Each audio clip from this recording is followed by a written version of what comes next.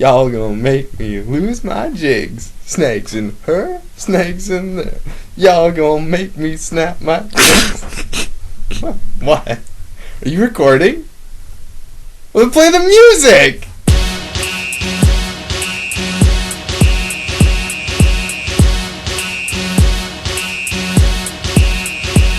Hello, podcast!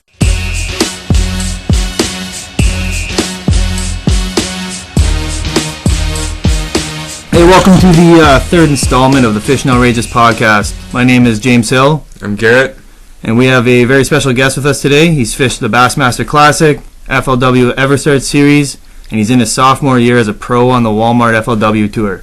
Andrew Upshaw, how's it going? It's going pretty good. How you doing, guys? We've had better days. We got about 10 centimeters of snow right now. It's a big lull on our fishing up here. The temperature dropped down here to about 45 today, so I'm really not envious of the snow, to be honest with you. I guess not.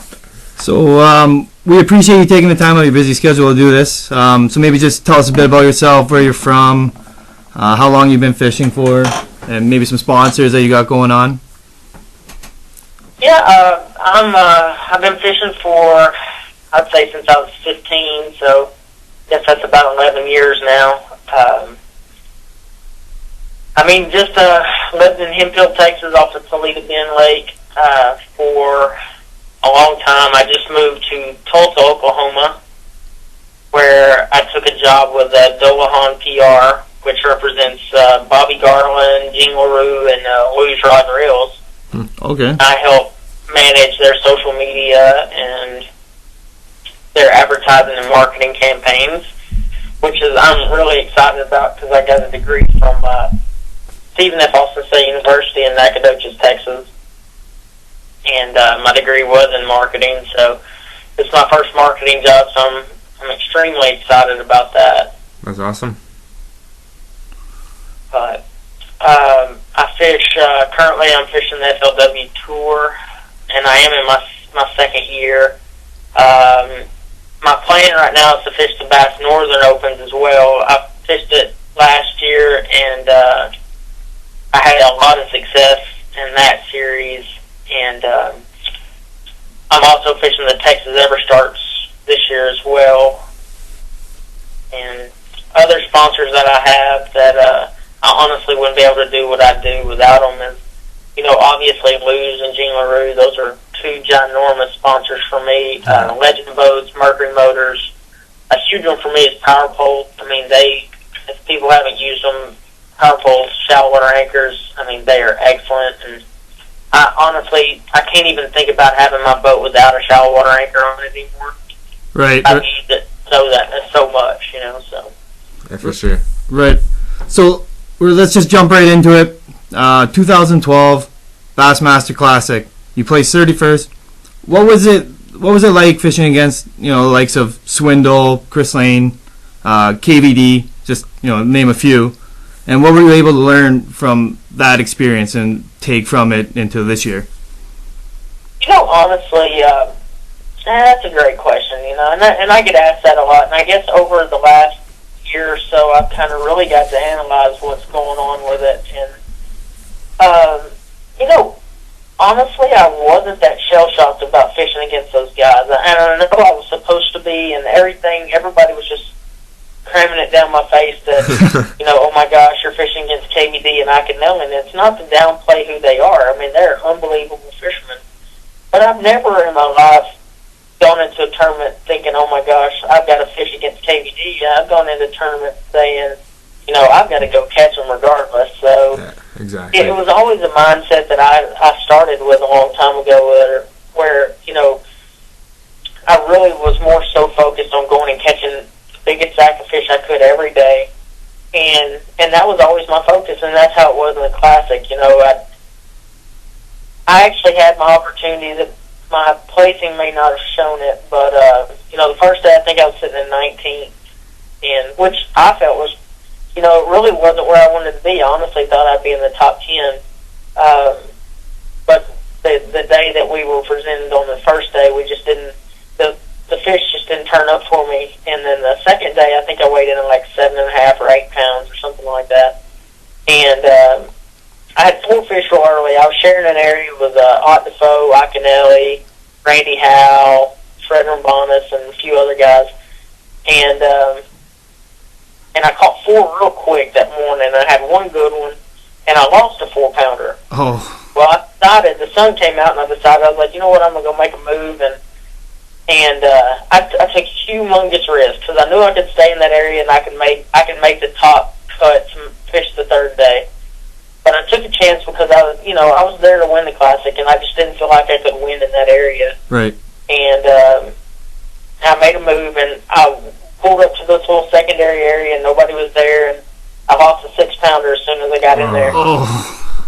And I thought all was lost, but I made a gut-checking decision with about an hour left. I went into this little isolated pond that, it was just torturous trying to get in there. I thought I was going to get stuck and be late for weigh-in. That's how bad it is. And I'd saved it for that 2nd day just because it's just such a...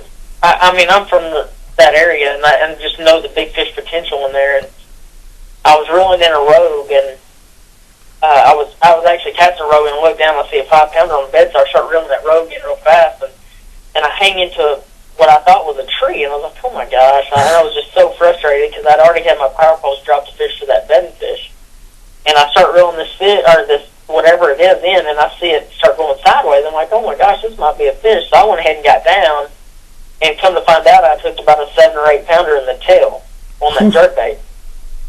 So, needless to say, it was an unbelievable fight. I put my hands on that fish about 6 times. I just could never land it because it's just the way it was hooked, and I'd get it to the boat and it just run away, and it eventually pulled off, and the rest is history. I weighed in 7 pounds, and cost myself honestly, I land those 3 fish that I hooked at the later part of that day, and I'm in the lead for the Bassmasters Classic. But that's how things are in that industry. That's how fishing is. You just don't always land them. So going through that experience, is that something that you do again? Like the whole go big or go home? Like in your tournaments, you do this around now. Do you take cut your losses like that and go big or go home, or do you play it safe? Honestly, that's something I did learn from the Classic. When you were talking about, you'd asked me, what the Classic did to make me a better fisherman for the tour, and what kind of where it led me into it. But, honestly, what it did is at the Classic, and I think in any championship scenario, I think you have to fish for the win. I went and took a bigger risk that I left in the area, but I knew that if I got a bite in any of those areas, it was going to be a big one, and it was both times. And, I'd have done that 100% all over again, and I'd have probably gone 30 minutes earlier, to be honest with you. Right. And, but as far as fishing the tour, last year, and this is something that people really need to take into account. Last year, the first year the A-rig craze kind of came out. Oh, yeah. Right. And when we were on tour, being a rookie, I was already kind of nervous.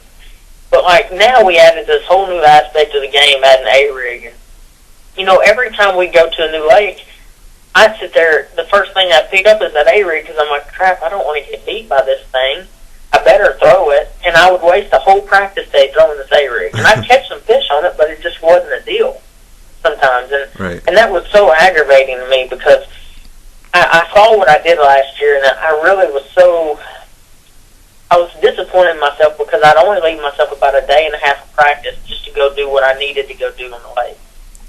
And that's where it really changed my opinion on things coming into this year, because I hit a point where I said, I put the A-rig in the box, don't even throw it anymore. The only time I'll actually throw the A-rig is if I know it, without the 100% deal, and like at Douglas Lake on the PAA tournament this year. If you weren't throwing the A-rig in that tournament, you were going to lose, and everybody knew it. But I put it up, and I practiced the way I would normally practice for tournaments, and just tried to outwork people, and I've seen a lot more success this year. And so, that's kind of how things have transpired over the last couple of years. Yeah. So We can take a bit of a step back here, and like we noticed you started in the FLW, BFL, and you progressed to the college level and the EverStart series, and now I guess the big league Walmart series. And wanted to know, what are some of the steps you took to get this far, and what are the biggest hurdles you have to overcome to get to where you're at? Well, the first step is actually going out there and getting out of a bass club. I mean, don't get me wrong, bass clubs are great. They serve a purpose. But if you're trying to make it, like do what I did. First thing I did is I started fishing team tournaments. And small team tournaments, not big ones, not big money team tournaments, but just so I could get that competitive nature in. Yeah, and then I went into the BFLs and the weekend series, and that was a huge step for me. The very first BFL I ever fished as a boater, I got second in it, and that really changed my sense of what I was doing, and it kind of got me hooked on those single tournaments where I didn't have to depend on a partner. It was just like it was me against everybody, and that's what I liked. And if you had never fished in those, BFLs are a great place to start. And I set a goal when I was growing up. I said I always wanted to either win the tournament or win Angler of the Year, but I wanted to do one or the other, and I ended up winning Angler of the Year in 2009 in the BFL series. And it may not be as big a deal to some people, but it was a huge deal for me because I beat out some of the best local, and I beat out a couple former FLW Tour pros, and I beat out a lot of really good Bass Open guys. I mean, I worked my butt off that year, and I was able to win it. And, that was kind of my stepping stool into the college series. And college series it's changed a little bit since when I first was in there. I think it was a little better, honestly, when I was in there. I think it's kind of taken not necessarily a negative turn, but it kind of hit a stable point where it's not really growing as big, money-wise. Right. When I was in it, we were, first place each turn was $10,000. And now I think it's only $5,000, and on the FLW side. Yeah. And that was a huge deal for me. I mean, that was how I paid for school growing up. I mean, I paid for my college through tournament wins and winning money in tournaments. And, yeah. I had a little bit of help from my parents, but I paid a lot of my own stuff just based on that. And then I went and fished the EverStarts, and I first started just fishing just like one or two EverStarts where I knew I could make my money back. Cause, $1,000 for a college student was kind of a big deal. Like, I didn't want to go drop $1,000 on a tournament. Yeah, exactly. But, I'd fish the ones that I knew I could do well in, and it didn't always happen like that. But, I was fortunate enough to do what I did, and I finally hit a point after I made the Classic. I said it's better late than never. Might as well just take the plunge and fish the tour and fish it for a couple years and see how I do. And first year I was extremely disappointed in myself. I had a lot of missed opportunities. I just wasn't fishing very good, and I learned a lot. I was really fortunate. I got to go spend a week in the boat with Jason Christie before I went to Lake Champlain last year. Yeah. And he really taught me a lot about what I was doing wrong. And he didn't even know he was teaching me anything. I just was paying that close attention. Oh, yeah, you're fishing with Christie, so. Once I learned from him, he went on to win that St. Clair tournament of the Bass Open, and I got third in it. And, I started fishing much differently. I started fishing so much cleaner and made 10 times better decisions. And, I've changed so much. I've adapted so much as a fisherman that I'm really excited where I'm going, and I think it's just kind of an endless opportunity, to be honest with you. Yeah. Right. So I guess just go into our tips, tricks, do's, and don'ts segment. If you had just one sentence of what kind of advice would you give to a young tournament angler trying to become pro in one of the tours? Just something quick. The one thing that if I could give any little tip is really know your equipment. And what I mean by that is, like, you really need to match your rods and your reels to the technique, and not, like, you don't need to throw a medium action rod when you're throwing a football jig out in 20 foot of water. Yeah. You know, make sure you have your 7.2 to 7.3 heavy action rods paired up with a big enough size line and a high speed, say, lose tournament pro reel, and a 7-to-1. I mean, you need something that's a high speed reel. Yeah. You know, and just don't go weak on that, because that's the difference between you catching that fish and not catching that fish, and that's a huge deal in this sport. Right. For sure. So do you have any outrageous story that you can share with us? Something that happened on the water that stood out to you, or?